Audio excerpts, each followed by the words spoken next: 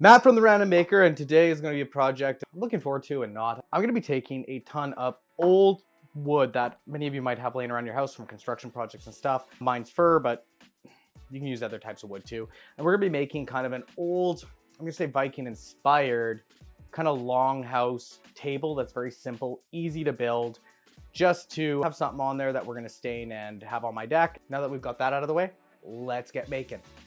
Whoop! One of the biggest things we're going to need to do is, because I am going to run this wood through a planer, and first thing is we got to go through, and as we can see, this was screwed in to various supplies. That's just some test pieces for some stuff I used, and it's awful easy enough to fix. What we are going to do here is I am going to go through it, make sure there's not a single nail. Then I am going to cut it on the table saw to get clean edges again and see how much wood we have left. I might need to cut some new boards and stuff.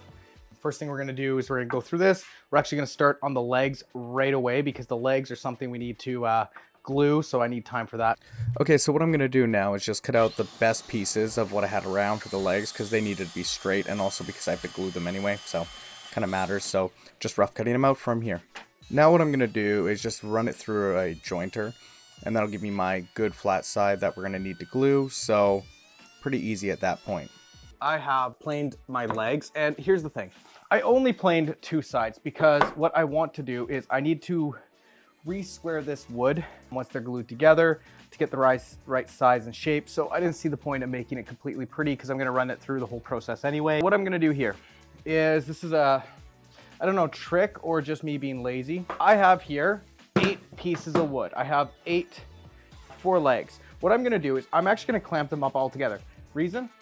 I don't have infinite clamps. I don't have a huge amount of space to have a bunch of that. Also, because this is relatively short, they'll help back each other up and keep pressure. So it's actually not a bad thing. How it'll work is I'll glue 2 pieces together, no glue. 2 pieces together, no glue. Then once I'm done, I've got these clamps. They're not super deep, so they'll get this side, and then I'll throw these 2 clamps on top to get both sides nice and pretty.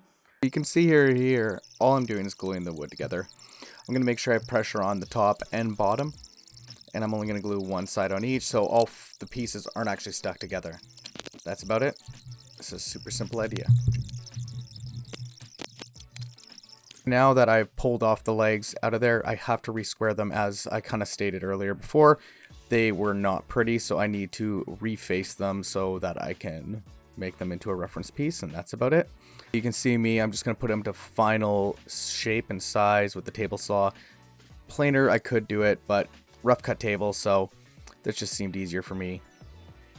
The next step is I'm going to pull out the new tabletop. I have checked this wood for any pieces, staple or anything like that. So I'm just going to cut it out here with my chop saw. Not a big enough throat to do the whole thing, but I cut through on one piece, reset it, and just mimic it. This is not the final length. I'm always overcutting, so even if I'm out a little bit, I'm going to correct it later on, so not a big deal. Normally what you want to do is put a piece of rough lumber through a jointer first. Now, the reason I'm not going to do that is I'm using because it's a table, much longer pieces. I don't have a 6-8 foot jointer to do tables and all that fanciness.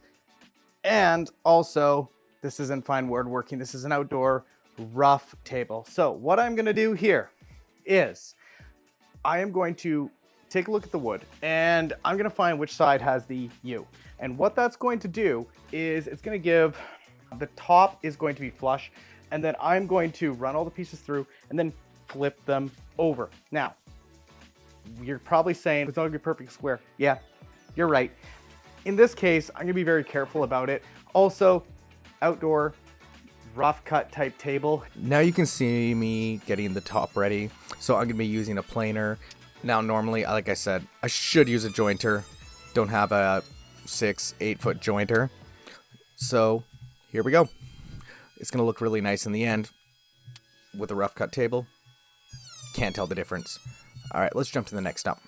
Okay, this next step, I'm not a big fan of showing, but I don't have dado blades, so this is my method.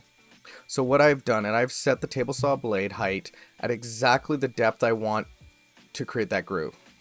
And then I'm just taking a slide, and I am just making hundreds, if not thousands of cuts. and using the table saw blade as a way to hollow it out. So this is a method of patience, and that's about it. Just keep your fingers away. I know it's kind of hard to see in the video, but my fingers are about 6 to 8 inches away from the blades, and I keep my hand directly on the slide so that I don't get anywhere near. Alright, let's move on to the next step. Now what I gotta do is cut all the angles. Pretty easy. I've got a miter saw here, and that's about it. So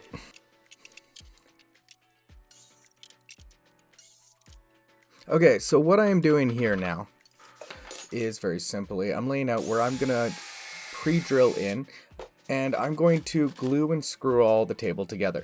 Now I am going to use plugs to hide it so you cannot see any of the screws, and this is a very solid, simple way for attaching furniture together. And yeah, that's about it. And they can connect into each other. It works really well. What I have to do is correct a mistake I made. So I'm taking a skill saw and I'm going to make my 2 main straight lines using speed square to make sure they're perfect.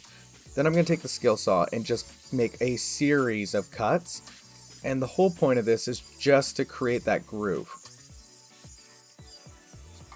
Then what I'm going to do is take this chisel and break out all the pieces. And then all I have to do is carefully make it nice and flat and keep going until the pieces fit perfectly. That's about it. And let's get to the next step. Okay, so now what I'm going to do is lay out the spine of the table. Well, top, I guess. But what I'm going to do is just lay out where I'm going to put 2 2x4s. And I'm just going to screw all the boards to them, because I do want a gap. And so that is a way I can make it nice and even. So I'm going to lay out all the boards on one side, and then I'm going to take a skill saw and cut all the other ones in a uniform manner. It's a very simple method, no glue, and it looks good in my opinion. Alright, let's jump to the next step. What I'm going to do is incredibly simple. So I just pre-drilled a few holes, and then I took a couple of clamps, and I just took regular nails, and you can't see it very well in this, but I put them in between the boards throughout the spacing to keep it as even as I humanly could. And then all I'm going to do is screw it together. Because these boards are going to be underneath and hidden, you'll never see them. And it's just a nice, easy way to make a table. And yeah, you can also see the ends are not even. They are even on the other side. The side you're seeing is the side I've just said, yep, that'll be the long. And then I'll take a skill saw and cut it all perfectly later. So that's about it. Alright, enjoy. Now what I'm going to do is to keep all the boards perfectly flat, I'm going to glue in an end piece. So what I'm just doing here is routering in a slot. Now, could I have done this earlier? Yes. But an awkward piece on the table saw? No. So the router is the easiest way to go. So you can see there I have a stop on my router, and I'm just going to take chunk out of chunk until it all is the exact dimension I need. Okay, now that I have the piece cut out, and I also have my groove ready, all I'm going to do now is take some wood glue, and this stuff was a little thick, and I'm just going to clamp the pieces in and let it sit, and I'm going to do this for both ends, but I'm only going to show you one, because once you've seen one, you've seen them both. So yeah, that's about it.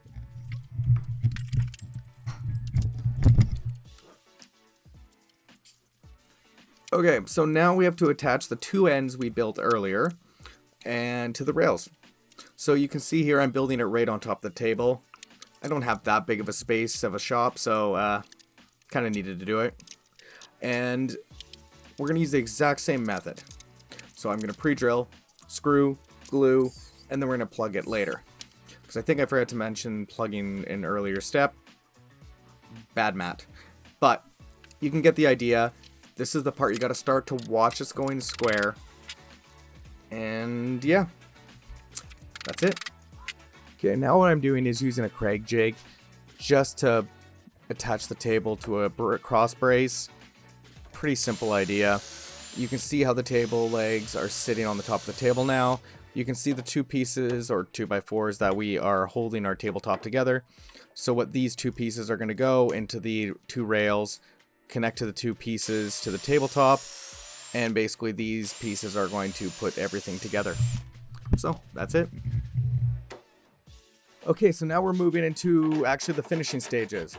So to get all those plugs off, I'm just going to take a saw and cut them off. You can use better tools, but this works for me.